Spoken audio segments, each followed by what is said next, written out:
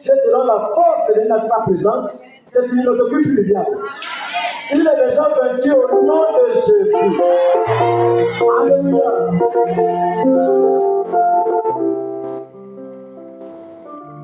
On va d'abord chanter au cantique là.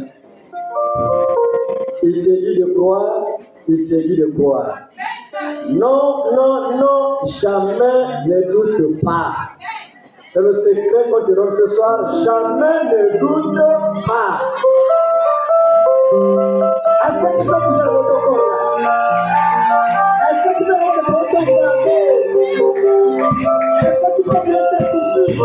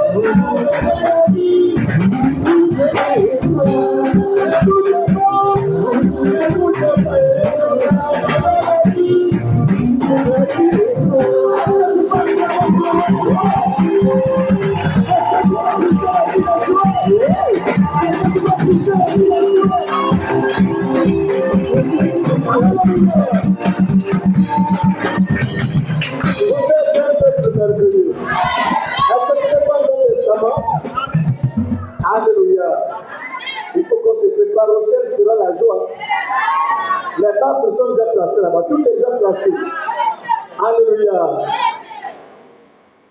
Jean chapitre 4, verset 20 au verset 24.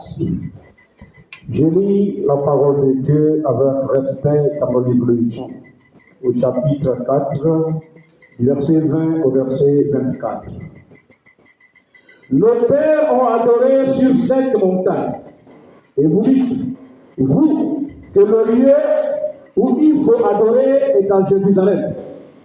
Femme, lui dit Jésus, crois-moi, l'heure vient où ce ne sera ni sur cette montagne, ni à Jérusalem, que vous adorerez le Père.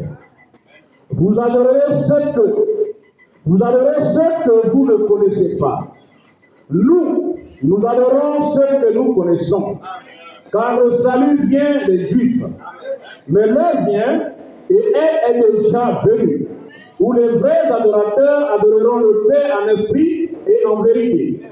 Car ce sont là les adorateurs que le Père demande.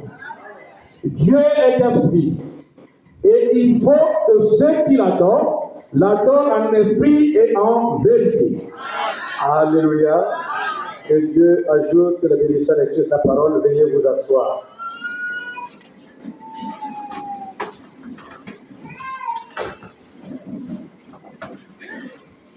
Nous continuons avec notre sujet.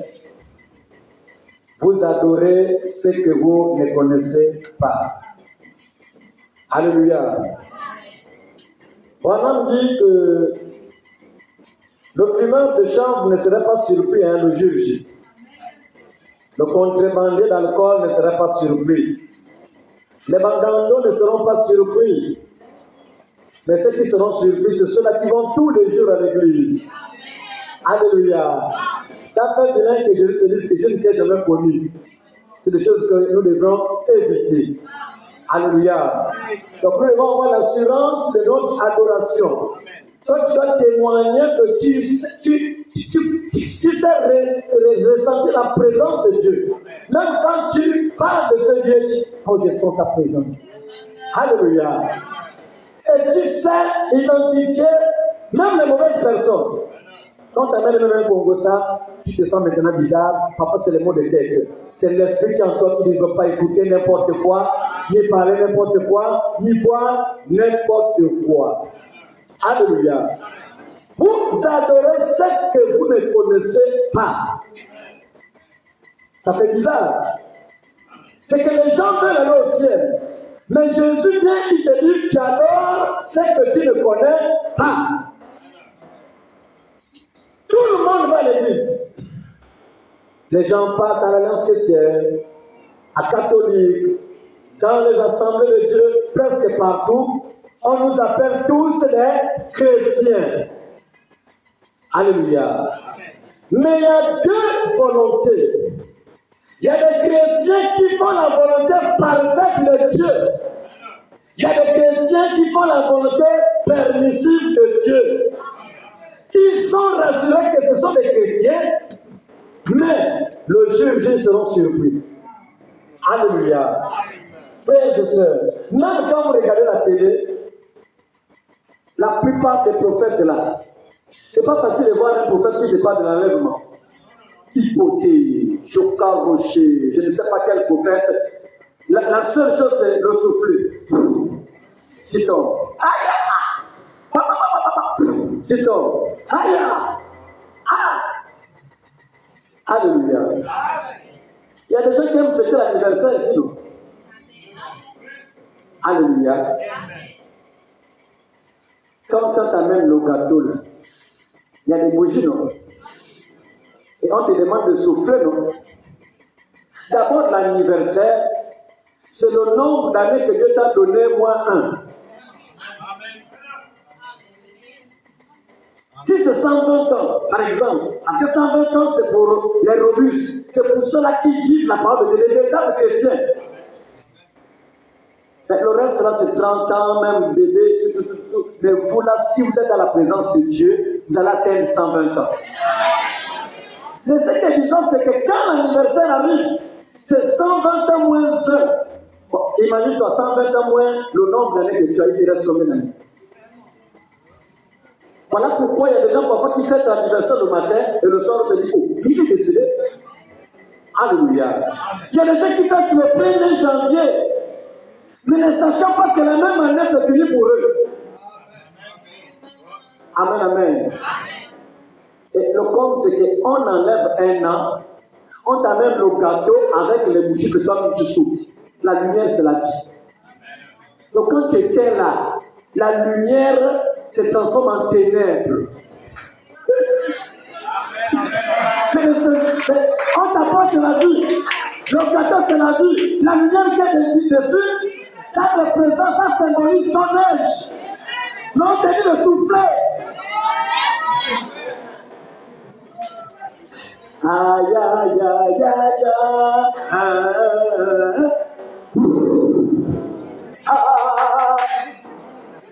là, on acclame. Et demain, comme tu as soufflé la dernière bougie, si demain maintenant tu es comme ça, on va plus acclamer, ce sera pour l'anniversaire. Parce que tu as soufflé la dernière bougie. Alléluia. Vous adorez ce que vous ne connaissez pas. Frères et sœurs, soyez fiers de ce message. Il n'y a rien qui peut dépasser ce message. Alléluia. Le message, c'est la vérité. Le message, c'est la voie de contournement de Dieu. Alléluia. Parce que Dieu ne le comprend pas. Dieu, c'est la révélation.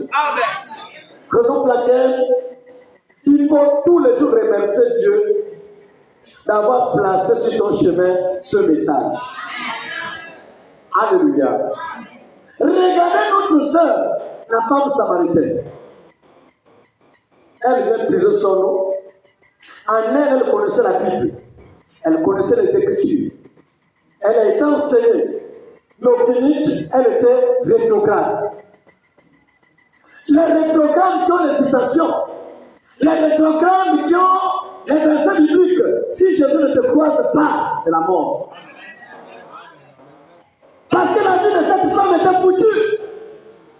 Mais comme dans le plan de Dieu, c'était écrit que cette femme devait être sauvée. C'est la raison pour laquelle il a pris son fils unique, l'a envoyé à ce puits. Alléluia. À cette église. Devant cette femme. Il dit, femme, donne-moi à boire. Tu es chrétienne? Oui. Parlons un peu de la parole. Alléluia. C'est non. Les chrétiens, les catholiques, ou bien la nation chrétienne, étaient l'église, il n'y a pas de communion. Mais la femme, elle ne savait pas que ce qui était devant elle, c'était la vie. C'est ce qui se passe entre vous dans les quartiers. Tu as peut-être ta soeur qui prie dans une autre église, mais il n'y a pas de communion. Chacun de sa position. Et pourtant, c'est la même vie. Mais beaucoup ont peur de vous. Oh, c'est le Branamis. Oh, le Branamis. Oh, cela le Branamis. Alléluia. Laissez-nous porter ce nom. Mais demain, ils vont répéter. Amen, amen. La femme a commencé, non, il n'y a pas de relation entre les Samaritains et les Juifs. Ils ont commencé à parler. Voilà comment cette femme rappelle à Jésus que nos pères ont adoré sur cette montagne. Alléluia. Elle était aussi une chrétienne qui adorait sur cette montagne. Mais avec quelle condition? Une condition rétrograde. Mais elle avait les Écritures. Elle avait déjà 5 maris.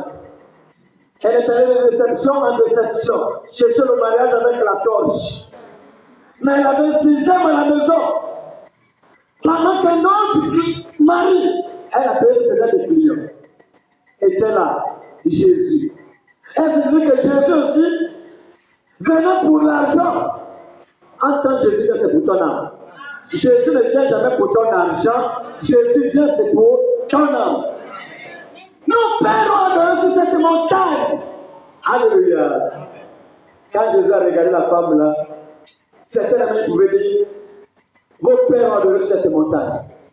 Toi-même, tu as adoré sur cette montagne. Mais quel est le résultat? Il y a des gens qui forcent la sanctification. Tu marches là même quand tu vas le voir, ça vient, tu sens quelque chose de l'eau de toi.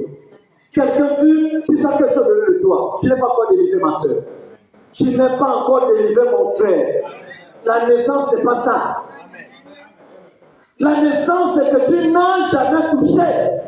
Et pourtant, tu étais un grand buveur. Et pourtant, tu étais une grande buveuse. Mais quand tu es né de nouveau, même si quelqu'un boit un casier, ça ne te dit absolument rien. Alléluia. Même du côté des femmes, c'est la même chose. Même du côté des hommes, c'est la même chose. Ton cœur, tes pensées sont ailleurs. Aussi longtemps que tu as encore le regard, tu n'es pas encore né de nouveau. Tu es encore sur la terre. Tu es charmé. Alléluia. Nos pères ont adoré sur cette montagne. Jésus dit, il n'y a pas de souci.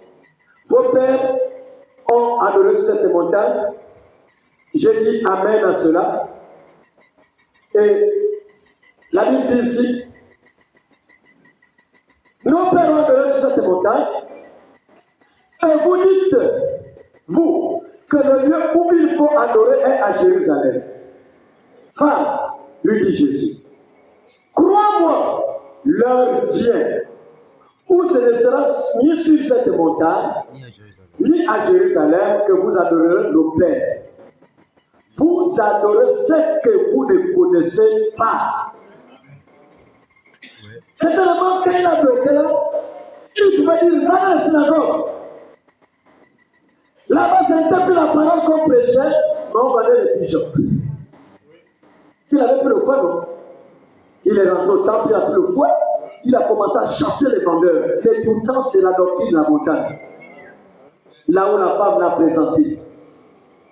Avec les promesses à la main, les gens regardent encore en arrière. Les gens regardent encore à Paul, bien que c'est bien. Les gens regardent aux épîtres, bien que c'est bien.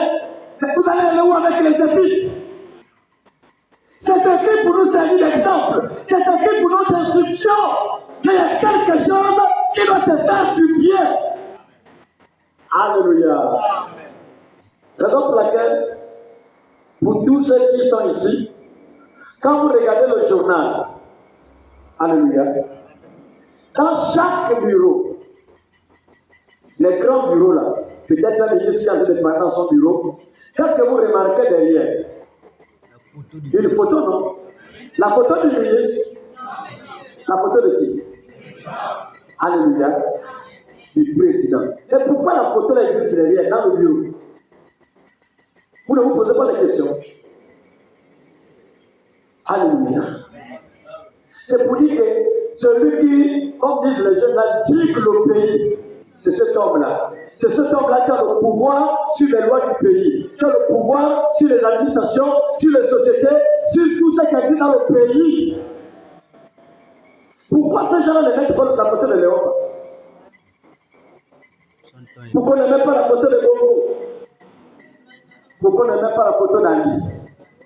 Alléluia. Parce que dès que tu perds le pouvoir, ta photo quitte. Amen, amen. C'est la même chose sur le plan spirituel. Quand Jésus-Christ a été rejeté par les Juifs, il est allé vers les nations. Amen, amen. Il envoie la lettre.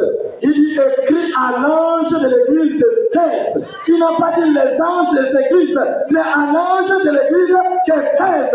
À Thèse, il y a beaucoup d'églises, mais la lettre peut venir vers un ange. Alléluia.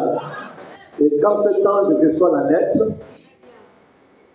on peut peut-être connaître cet ange. Aujourd'hui, avec la technologie, on peut filmer cet ange, surtout les croyants. Donc, c'est interdit de garder sa photo. C'est la photo de celui qui a reçu la lettre de notre ciel. La photo de l'âge. La photo de l'église de Thèse. Parce que ces âges-là, ces lettres-là, ces églises-là, c'était des périodes. Parce qu'il est écrit dans Matthieu 24, à cause des élus, le temps sera abrégé. Quel temps? Des Paul, avant d'attaquer le second âge, c'était un temps. Alléluia. Ça, c'était un président de l'époque. Paul n'existe plus. Sa photo aussi ne doit plus exister. Mais les écrits restent. Jusqu'aujourd'hui, les écrits de Roma existent. Quand tu quittes les Grèces, on parle à Smyrne, par exemple. Il y a aussi encore un autre qui apparaît. Irénée. Irénée ne peut pas venir avec la photo d'Éphèse. Parce que là, j'ai déjà passé. Raison pour laquelle, quand nous sommes à ce 7e âge, ce sont des symboles pour dire que l'onction, et la parole, et la puissance, tout ce qu'on détient dans l'église là, il y a quelqu'un qui a reçu du ciel une lettre. On met ça dans les églises sous forme de symbole. C'est comme un bureau pour vous dire que ce qu'on prêche là, c'est cet homme qui a reçu la révélation. Amen, amen. Que ça ne vous scandalise pas, même s'il y a des grands docteurs ou quoi qui parlent de n'importe quoi, mais cette photo dans le message, ça a de l'importance. La photo existe dans l'Apocalypse, de l'or éprouvé par le feu. C'est accomplissement de l'Apocalypse. C'est non à notre temps. Alléluia. Parce qu'il y a beaucoup qui suivent un peu le Balux, qui lit beaucoup de TV là. Donc, c'est pas que, après le cœur, maintenant, amen, amen. Donc, dans ton bureau, dans ta maison, dès que tu as ça, même les sorciers auront peur. Amen, amen. Quand ils rentrent, c'est vrai, ils sont que, ah oui, sa manière de prier là, donc c'est ceux-là, les pronomis. Même tes paroles de Dieu là, ils auront peur. C'est parce que beaucoup ne lisent pas les brochures. Vous ne lisez pas beaucoup. Mais les vraies sœurs du message, ne tente même pas le leur. Nous ouvrir la Bible, essaie de parler, mais elle va te mettre à ta place. Alléluia. Qui a déjà écouté les sons de Sarah Branham? Il y a des sœurs même qui chantent dans le message là, que quand tu écoutes ça que c'est là, si on autorisait les femmes de prêcher, elles devaient être vraiment une prédicateuse aussi, bizarre. Vous connaissez le féminin. Alléluia. Il dit, vous adorez ce que vous ne connaissez pas. Si tu n'as pas la révélation de quel Dieu tu sais, c'est fini pour toi. Parce que la première chose, c'est de connaître quel Dieu tu sais. Et de quoi il est capable. Et ça t'évite les années. Les raisonnements, les points d'interrogation, plein de choses. Aujourd'hui, les gens sont même froids, c'est parce qu'ils n'ont pas la révélation de quel Dieu ils servent, ils n'ont pas la révélation de quoi leur Dieu est capable. Voilà pourquoi devant chaque situation, on panique, on tremble. Pourquoi? Parce qu'on a comme l'impression que Dieu guérit seulement les maux de tête, mais pas la maladie que le médecin dit, ça c'est fini. Et tu prends ça, tu mets dans ta conscience. Non, il faut rejeter cela. Ça, il dépend des appareils, mais toi, tu dépends de la parole de Dieu. Et tu n'es même pas dans leur monde. C'est vrai que tu es à l'hôpital, mais tu es dans un autre monde. Tu appartiens à Jésus. Quel est le diagnostic des médecins du nouveau monde? Par la nouvelle naissance, qu'est-ce qu'ils ont dit? Tu crois ce que la terre dit? Les scientifiques de la terre disent, mais tu doutes de là où tu es parti naître de nouveau. Tu doutes de la technologie de Dieu. Tu doutes de sa parole. Et on te dit chrétien. Non, tu es encore sur la terre. Alléluia. Les vrais chrétiens doivent quitter de la terre. Il faut être les fous de Jésus. Alléluia. Tout ce qui nous suit, même les maladies, tous les problèmes que nous avons ici. Dès que tu prends ta main, tu mets là. Tu vas perdre 1 kilo, 2 kilos, 3 kilos, 4 kilos. C'est comment tu me dis, je pense beaucoup les soucis. Reste avec tes soucis. Même si je suis fauché, je ne mets pas ma main ici. Même s'il n'y a rien, je ne mets pas ma main ici. Je crois que Dieu est plus que capable de me surprendre un jour. Alléluia. Vous adorez ce que vous ne connaissez pas. C'est bizarre, hein? Amen, amen. Mais l'heure vient, et elle est déjà venue, où les vrais adorateurs adoreront le Père en esprit et en vérité. Les vrais adorateurs, il y a des vrais adorateurs ici, adoreront le Père en esprit et en vérité. En esprit, tu dois l'adorer avec le Saint-Esprit. Il ne faut jamais l'adorer charnellement. Il faut ressentir d'abord sa présence. Il faut d'abord créer l'atmosphère. Dès qu'il est là autour de toi, commence à adorer. Et la deuxième chose, c'est la vérité. La vérité, c'est la vie de la parole. Dieu peut descendre. Parfois, il n'est pas en toi, il est avec toi. Et s'il est avec toi, ça ne t'arrange pas. Ça, c'est l'Ancien Testament. Il faut que Dieu soit en toi. Et s'il est en toi, tu es en un monde adopté. Ta décision, c'est la décision de Dieu. Tes pensées sont les pensées de Dieu. Quand Dieu habite ton cœur, les gens doivent te craindre. Quand tu prononces une parole, la chose doit forcément arriver. Mais quand Dieu est avec toi, il y a des points d'interrogation sur ta vie, sur les actes que tu poses partout au quartier. Parce que la femme là, c'était ça. Elle a laissé Dieu à la montagne. Quand elle quitte la montagne, tout ce qu'elle fait là-bas, selon elle, Dieu ne voit pas. Puisque Dieu est à la montagne. Jésus dit, arrêtez de bloquer Dieu là-bas. Arrêtez d'emprisonner Dieu à l'Alliance Tabernacle. Quand tu sors ici, tu as laissé Dieu à l'Alliance Tabernacle. Il dit non, arrêtez d'emprisonner Dieu ici. Il est omniprésent, il est omniscient. Les vrais adorateurs, il n'y a pas des amens, adorons le Père en esprit et en vérité. Si tu fais partie des vrais adorateurs, tu dois commencer à surveiller ta vie chrétienne là-bas. Chrétien, ce n'est pas ici. Ici, on vient pour que Dieu nous parle. Que c'est son quartier, que c'est son école, que c'est son travail. C'est là où on voit les vrais adorateurs. Alléluia. Depuis longtemps, on blague avec lui. On le prend comme un grand-père. On fait ce qu'on veut. Et c'est ça. Alléluia. Mais faites attention. Celui qui pêche volontairement, c'est que tu prépares ton péché. Tu fais je ne sais pas, des tactiques un peu de chinois.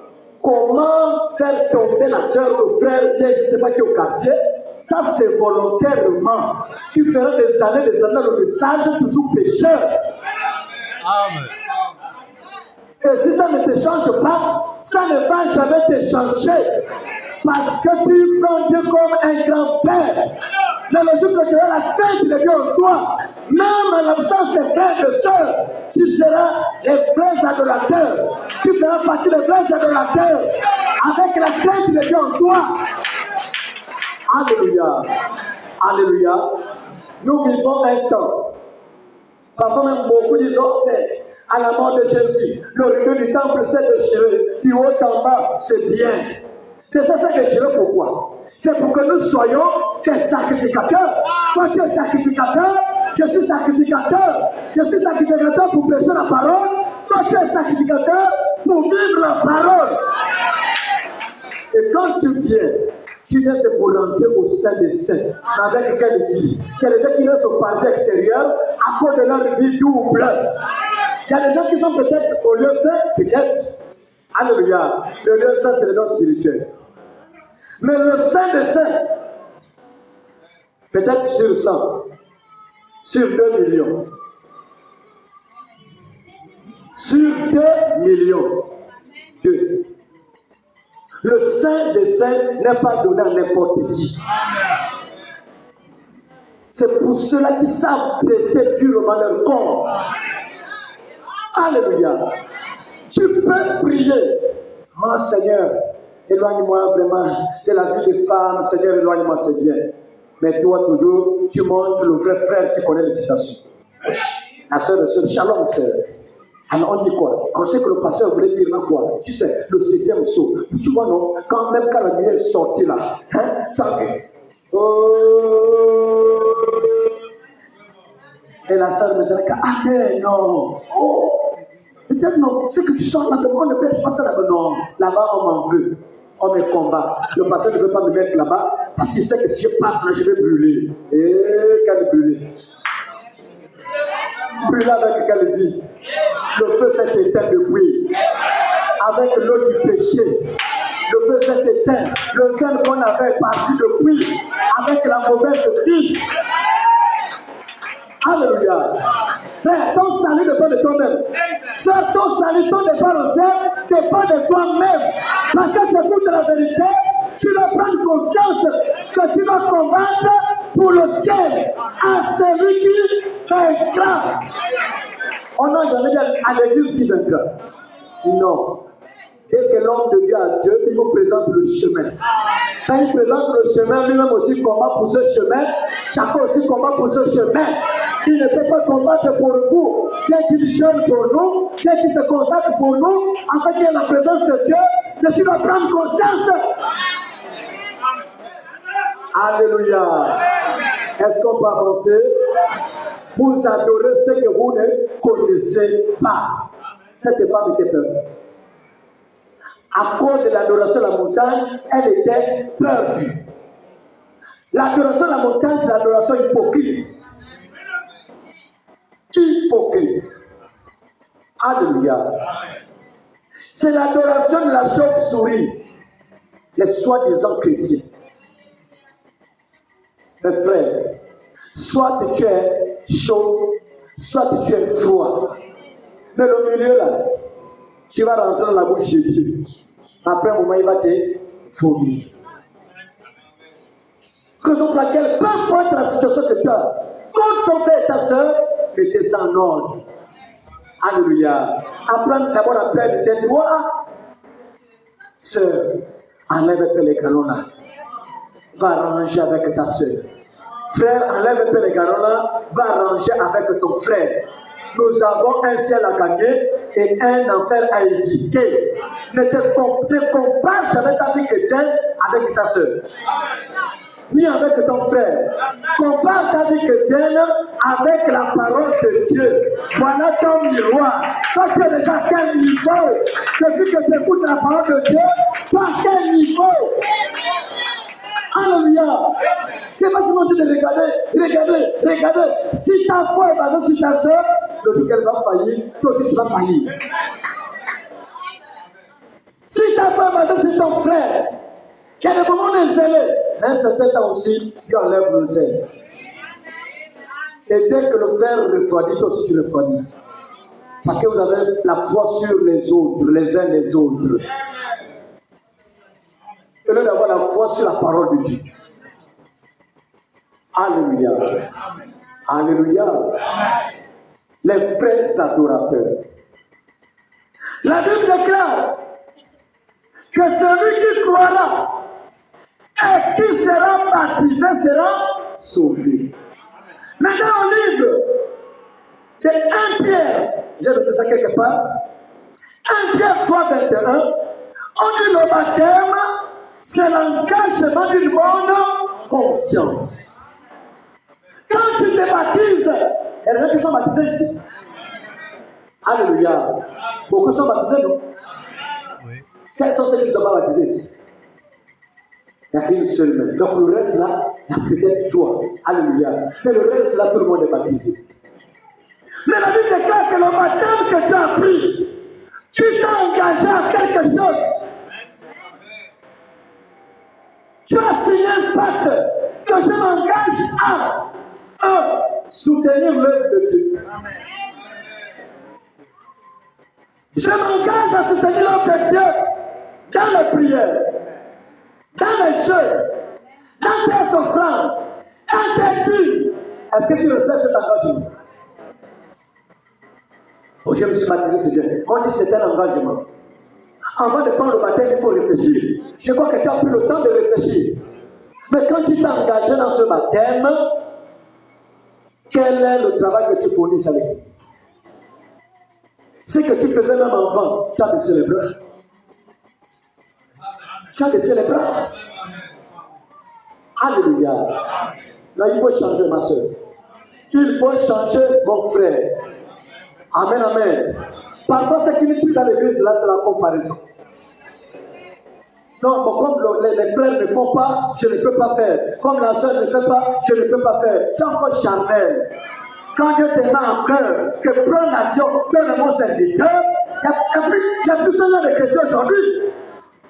Les chrétiens qui savent écouter la voix de Dieu, les chrétiens qui savent obéir à la voix de Dieu, parfois il descend et dit prends telle chose. Va, chez mon serviteur, remets cette chose. C'est bêtement. John Charity, regarde la manette. Il arrive, voilà ma vie. Quand le prophète ouvre comme ça, pardon. Tu es venu pour me corrompre. Tu es venu pour acheter le nom. Il dit, prophète, c'est vrai que Dieu t'a fermé les yeux pour ça. Tout. Il a commencé à raconter son histoire. Il avait tellement obéi. Mais parfois, on fait les choses de manière forcée. Et c'était on commence, on s'engage chaque fin du mois. On donne la vie. Après un certain moment maintenant, on ne donne plus. Je ne sais pas quand on est un peu chrétien. Après un certain moment, à cause de tes problèmes, tu brises cet engagement. Ça fait partie des commandements du Seigneur. Jésus n'a jamais enlevé ça. Même ce qu'il avait pris l'exemple de cet homme-là qui priait, que je paye les dîmes, c'était un orgueil. Il avait présenté que la plupart de ceux qui payent les dîmes, qui prient chaque jour, parfois ne sont pas humbles. Il n'a jamais dit que non, c'était mauvais de payer la dîme. Je ne suis pas venu abolir la loi, mais l'accomplir. Et comme nous tous déjà, nous sommes des sacrificateurs, chacun a sa citation. Tellement qu'il y a beaucoup de pasteurs qu'on regarde à la télévision. Non, mais il y a des gens qui sont ballottés.